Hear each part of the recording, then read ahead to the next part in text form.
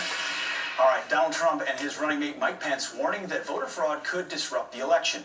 The Republican ticket now urging supporters to, well, be their eyes and ears on the ground.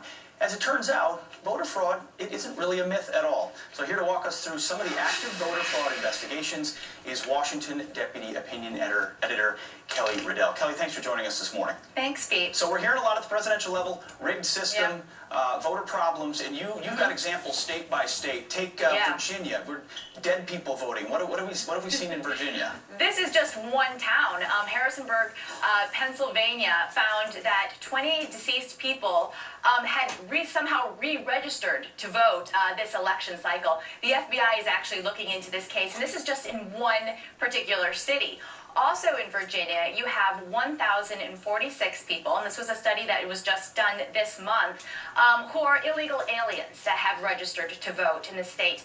And that doesn't include, the study doesn't include Fairfax County and Arlington, Virginia, two of the most populous cities in Northern Virginia, really of what have turned Virginia blue in recent months. That's troubling. I only know of Yeah. one person that has risen from the dead. So 20, that's a problem. All right, Pennsylvania, what do we see there?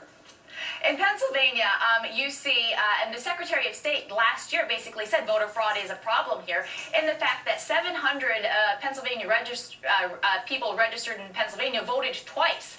Up to 43,000 people in Pennsylvania are registered to vote twice. So, I mean, that's a huge problem. In Philadelphia, you're also seeing illegal aliens on the voter rolls. 86 were drudged up, and those were only because they self-reported. It's really an honor system here. So when they went to renew their driver's license, somebody at the DMV was like, "Oh, well, I mean, are you legal, illegal? Maybe you shouldn't be voting." Let me tell you the what cases I am. are a lot Yes, more. Yeah. Let me tell you. Oh, maybe I shouldn't be voting. So I mean, there's a lot more. That's tip of the vote iceberg. early, vote often mantra. All right, Texas, mail-in ballots, things like that. Mail-in ballots. There's this thing called voter harvesting, which basically these fraudsters look at areas where their candidate needs to win or is doing poorly, and so they target nursing homes. They target the elderly. They target African-American communities, Hispanic communities that don't speak English, a lot of underprivileged communities. And what they do is anyone can request a mail-in ballot. So they request mail-in ballots in these people's names, and then go door to door and ask them to sign the ballot. Sometimes they do it saying, "You lean Democratic, you sign this." Sometimes they do it saying, "Hey, I'm just looking for a petition for the Boys and Girls Club. Could you sign on the dotted line?" And then they mail in those votes. There's an active Texas investigation ongoing into this kind of case. I'd say that's as crooked and rigged as it gets. Yes. One more, Colorado. You know, the left fights back against purging of voter rolls and against voter ID, but I felt that Colorado is such a powerful example of why you might need to do that. Well, I mean, Colorado, a recent CBS, a local affiliate, turned up dead people on the voter rolls.